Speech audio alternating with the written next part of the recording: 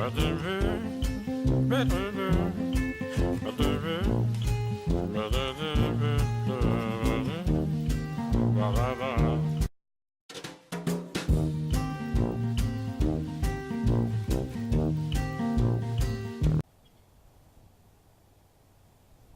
a question.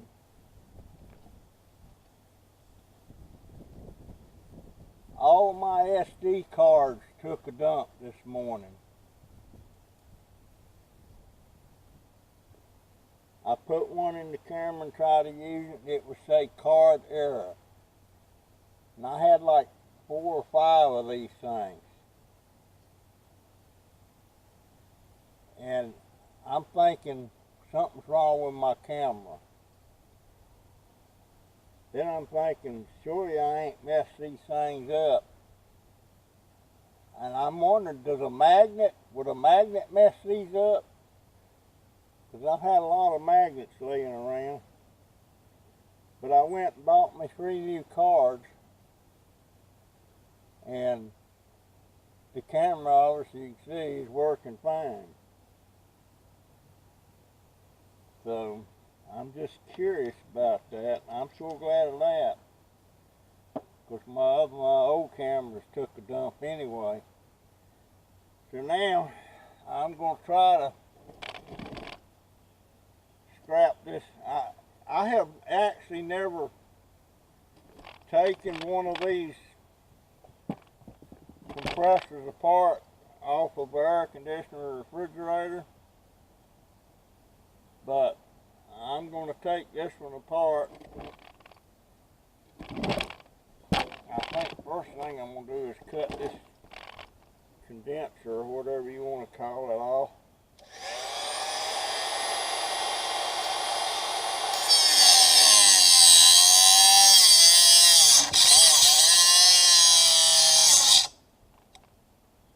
Well, that's copper. I don't think that is, though.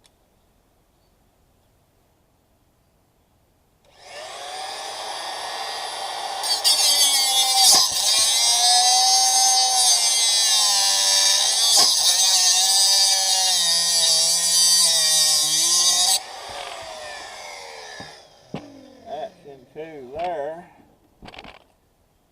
Now, that's got to be steel. I don't think that could be anything. These cards, SD cards of mine, is bad. I know that's gold fingers on that thing. I'm going to scrap them.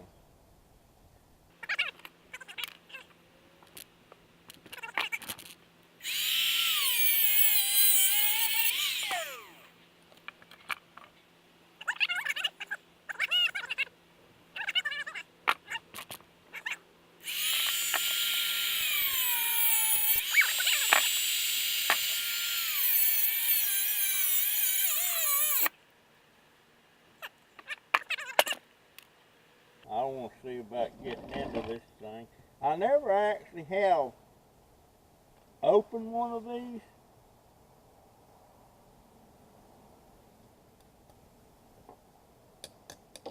It feels solid, but supposedly now there's oil in this thing.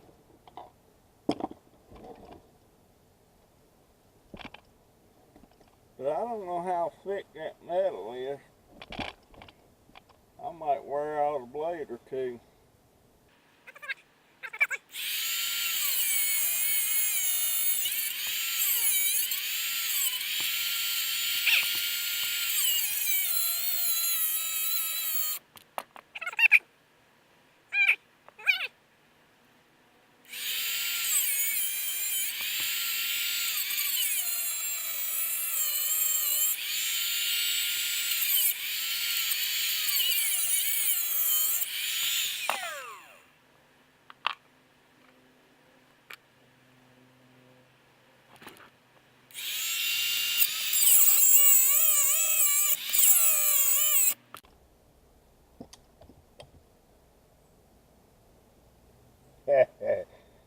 Supposed to be oil in these things. I'm going to turn it over. I've cut through it, but I want to see now if any oil coming out of this thing.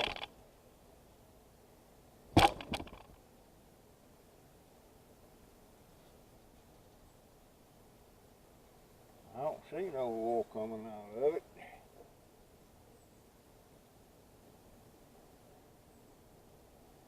Is that oil?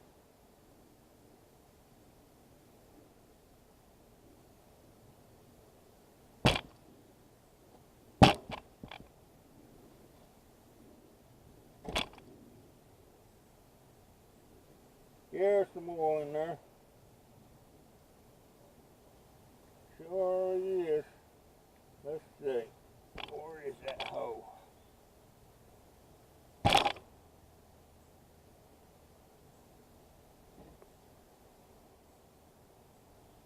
There it comes.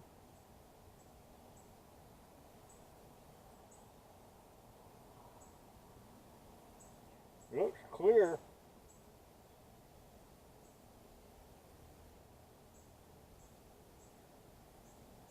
I think. We'll take the camera off tripod and show the oil dripping.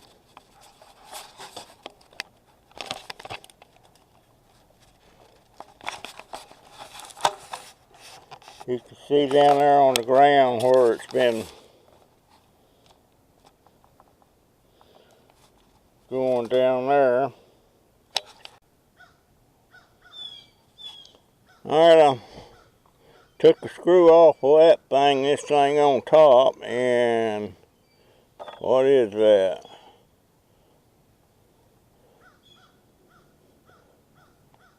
That looks like it's gotta be that's gotta be some kind of heat sensor or something.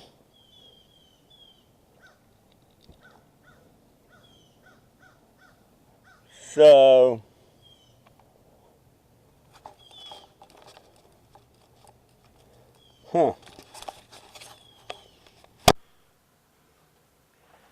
I had to move this inside the device that's giving me problems holding it. But I know one thing, if I do another one of these, it's going to be after I have one of them big 10-inch metal cutoff saws. Because this little thing here, it'll do it, but I'm going to eat up some blades doing it. And hopefully this little 6.5-inch vise is going to hold that thing. Yeah, I need that 10-inch metal cutoff saw.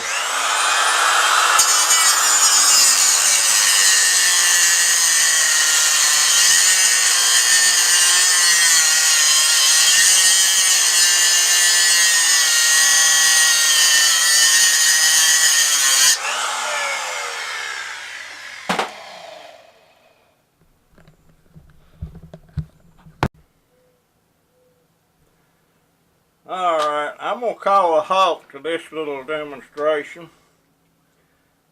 Because if I don't, I'm going to burn up my handy little tool here, and I'm not in the mood to buy another one. It'll cut through that, but I'm taking a chance because it keeps kicking off. It gets too hot. And that's a good way to burn them up, to keep on with it. So I'm going to continue this to another day.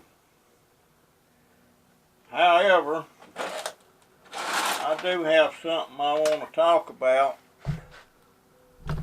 I guess it's a kid I don't know. He's on YouTube. He left a comment on that one video, I guess it was yesterday, talking about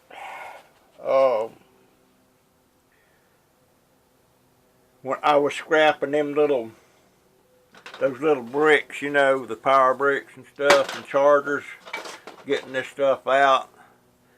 And he made the comment that only a meth head would dig that hard to get a little bit of copper out of them things. And then he commented something else which wasn't, well, none of it really offensive to me. I don't know, you know, and I just commented back. I liked his comment, and then I told him I was going to give him a like, you know, because I really didn't know what he was saying. And he commented back and said he'd give me a like because he liked my style, and apologized for the comment, which he didn't have to do that. But I'm not one to get overexcited about comments where they're negative or positive. I might get excited if one's super positive or something.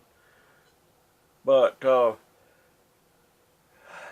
I guess 20 years, 25 years ago, somebody said a comment like that, I'd have probably blew up right on the video.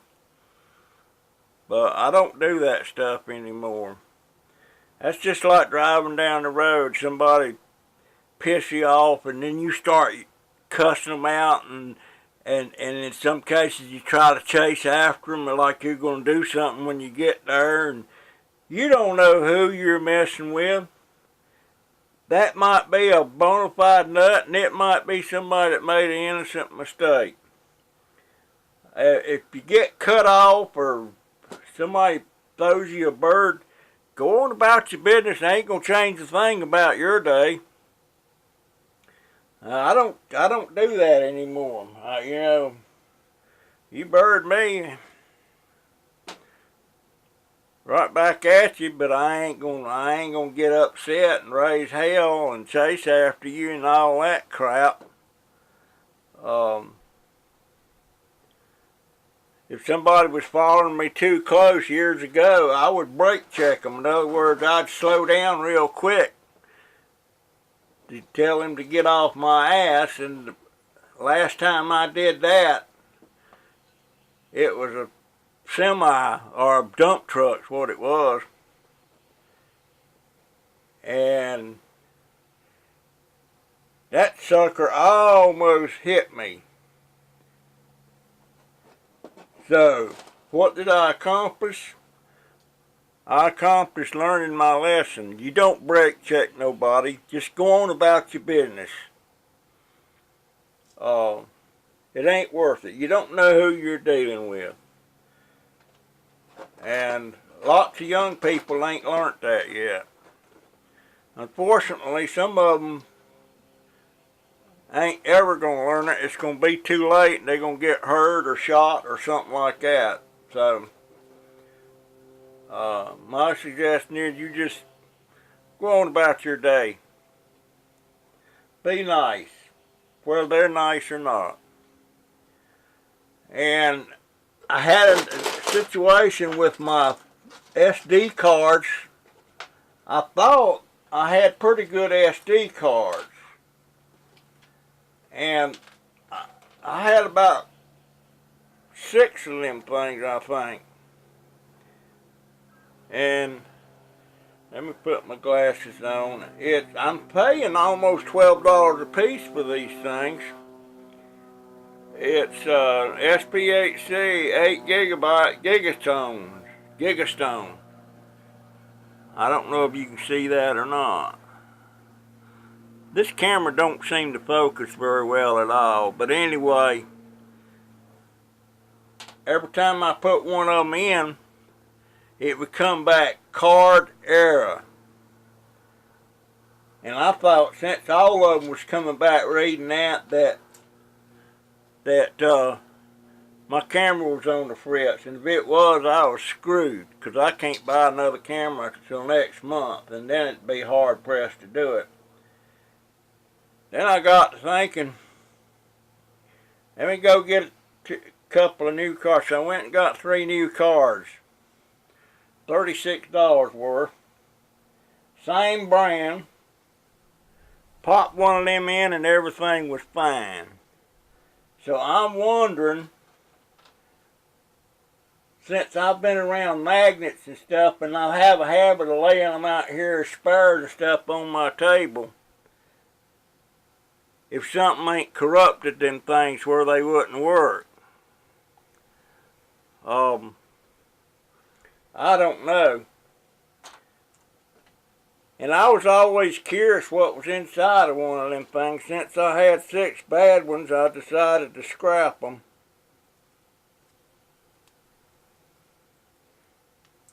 And they're real easy to pop loose, and that's what I did with one. If anything, to get the gold fingers. But I'm telling you what's the damn truth. I guess that's a chip or something in there. I don't know. It is. It's awful flat. And I don't understand how in the world them things work. But at any rate, the gold finger things, where's that? Right there. They work. They come off real easy. So that's going in my gold recovery pile, all 6 of them. And I'm going to be dang sure that I keep them things away from any man. I ain't going to be trashing them things around like I've been doing. Because that scared the pee-hunky doodles out of me this morning, because I'm thinking, well, my old camera's on the fritz. I lost the battery cover for it, so I can't even use that. It works if I can get it the power to it, but I couldn't use it. And then if my main camera breaks, I'm screwed. You know, and I got things coming up next week on that I'm doing videos on, and I got that drawing coming up this weekend for the gift or cash card. And if y'all that's watching ain't subscribed, you better get your ass subscribed. Because there ain't many on there, so you're going to have a pretty good shot. I ain't got but 82 subscribers, but anyhow, I'm going to show this, I'm going to bring this in closer.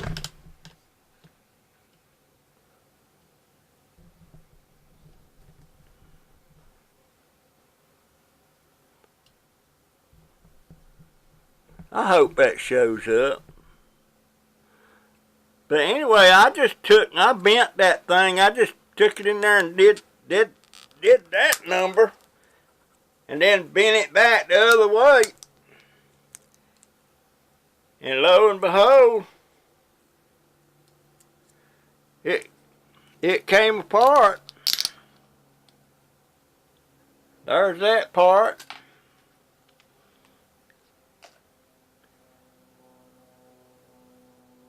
And there's the finger. But I'm wondering, does anybody know, or would anybody please tell me? Nobody tells me crap. I have to beg you people to talk to me. Dang, I won't bite. Is that the chip? Is that the actual chip? No, that couldn't be that. That just looks like a piece of plastic. I don't know. I don't know, but I'm sure curious. I'm old school, man. I'm 77. I'm old school, and my mind works in gears and pulleys and pull a string in that mode or yank a chain in that mode. I ain't used to that stuff where you got something that's totally nothing moving in there, but yet something's moving signals and stuff. And that puzzles me no end, you know. It's like this dang plug. I mean, I know if you plug into here, and this is plugged in, you're going to get current if that's hooked up in there, and I know how it works. I know the electricity comes in here, and it comes out there if you can plug into it. But this electronic stuff, I don't get it. I don't know why I trouble myself about it. I mean, hell, it works. I mean, a lot of people never knew crap about a car or how it worked or how to change oil. Some of them didn't even know how to put gas in it. But they knew if they got in there and turned the key and pushed the clutch in and shift the gears, that sucker's going to go. Of course, nowadays they'd have to have automatic. They couldn't do no clutch job. So you know, and pretty soon there ain't gonna be nobody left that has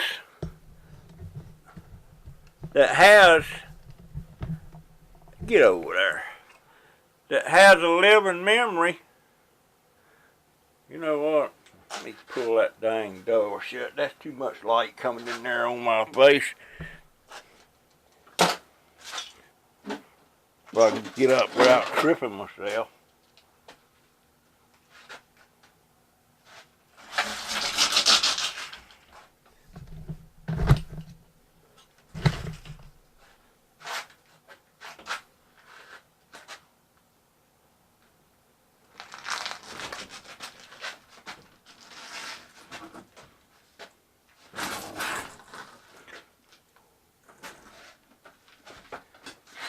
That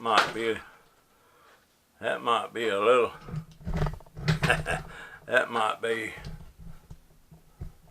a little better. Now, where was I at? Pulleys and gears. I understand how that stuff works.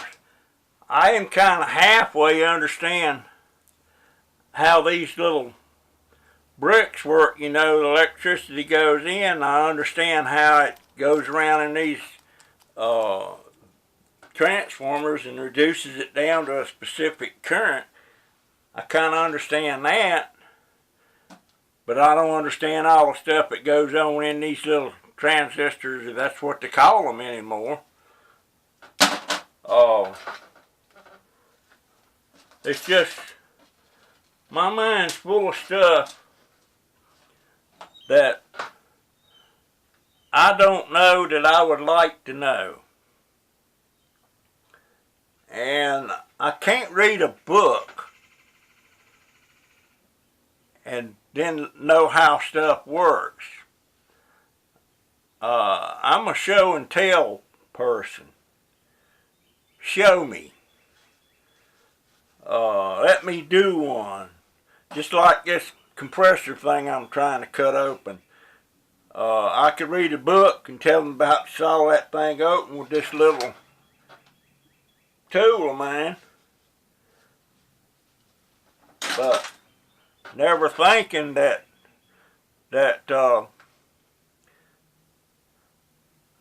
I really need to have a big 10-inch metal cutoff saw where I can saw the end right off of that thing in about probably 30 minutes, probably 30 seconds. So I studied about getting me one because I plan on taking some more of these apart. Because I've been to some scrap yards that won't take these refrigerator and air conditioner compressors as metal. They take them as something else and it's less money. So I'm thinking if I cut them suckers open and I take the oil out and I take any copper out and electric out, then I've got a motor in there because there's an electric motor in there, and now I've got the steel, and these things are heavy. So I plan on scrapping, you know, micro scrapping. I'm going to get as many as I can get. But yeah, I'm a show and tell. You got show me. That's just like the first time I ever walked into a furniture factory. When I was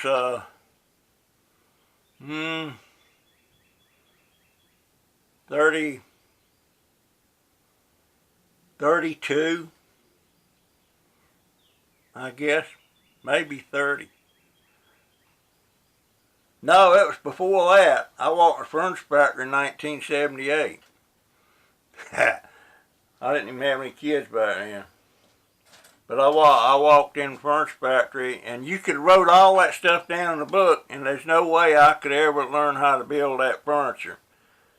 I might could have if it was a bunch of pictures and something, and give me a while. But when I went in that furniture factory, I went into Sherrill's, I don't know if they call it Sherrill's Upholstery or Sherrill's Furniture. I know they made top of the line furniture. I mean, they had a real reputation. I don't know if they're still running or not. But I had never been in one, and the reason I went in there to start with is because my brother-in-law told me I was begging the place I worked at for a nickel raise, so they'd give me $1.45 an hour and raise me from $1.40 to $1.45, and they wouldn't give it to me. And I was delivering and installing appliances. And so he said, drive on over to Hickory and I'll guarantee you walk out of there with a job.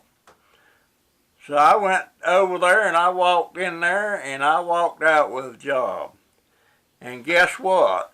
It wasn't for no $1.45 stinking cents an hour. It was for $1.75 an hour. And it wasn't maybe 4 or 5 months after I learned how to do my job. I was what they call a trimmer, and that's upholstering, but that's putting on the outside, arms, outside backs, stuff like that. Then they had another guy, back man, arm man, a seat man, a frame man. Well, I was the last person to touch that piece of furniture before it went in front of the inspector, and I was a trimmer. And I went from that $1.40 an hour by going to Hickory, North Carolina in 1978, I believe it was. I walked in there and come out with that job at $1.75, and about 4 months later, they said, you're good enough to go on piecework. In other words, they pay you per piece that you do. So that means I can go in there and do my 8 hours, or I can stay less, or if I make what I think's enough for the day, I can go home. And I was averaging about $5 an hour after 4 months. And buddy, I was shitting, well, sorry about the shitting. I was pooping in high cotton. I thought I had arrived till I found out there's other guys making 10 average. They was a lot faster than me. I was in my 30s. No, I was under my 30s. I was late 20s, and these guys that was making the 10, they was like 19, 20-year-olds, and I mean, they were super fast. Super fast. This one kid worked across from me, used to piss me off so bad. He'd put up a chair or something, and I'd put up one about the same thing. And he'd put one off. I'd put one off to his 2. So that meant he was making twice what I was making. And he had this brand spanking new, what year was that dang thing? He had a new 68 Ford Mustang. Canary yellow. Man. But he was fast. I never could get as fast as him. Never even got close to getting as fast as him. And there was another guy, an old man, everybody called him Pop, because I think he was like in his 50s. And he would get his day built. By 12 o'clock, he was going home.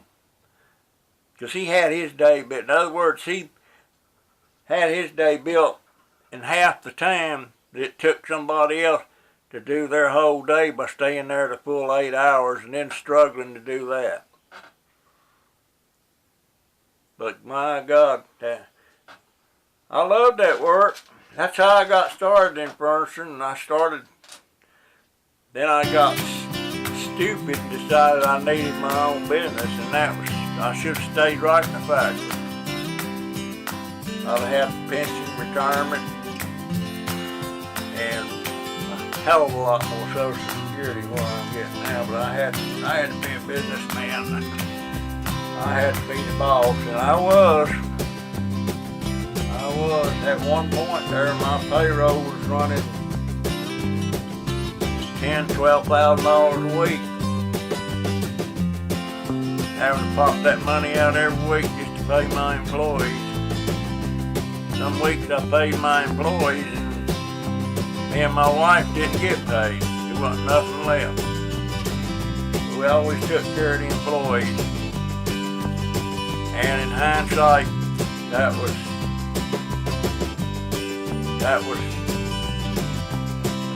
my big mistake. I should have put the employees and myself on an even playing field. But I didn't. I felt like bases come first. Well, they have to. But I did it to the point that I knew that business was falling off, and I should just pack it up and go home and save a few $1,000s. And didn't do it. Just kept on till it was gone. Man, I hope I don't start thinking about that. It's bad news. Anyway, that's a wrap. I ain't gonna try to do this compressor thing till next month when I get that cutoff off, because I'll mess around here and burn up my little tube. They're not expensive. They're less than $20 if you catch them on sale and got a coupon at Harbor Freight, of course. So it ain't but I need it. I can't afford to go buy one every time it burns up. You know, I gotta save it for the small stuff. Anyhow, I will get this one up tonight. And if anybody knows anything about these SD cards, them going and taking the dump like that, please let me know if I did what I did wrong. Did I get them close to a magnet or something, or did they get moist? I don't know. But I know I'm up and running now.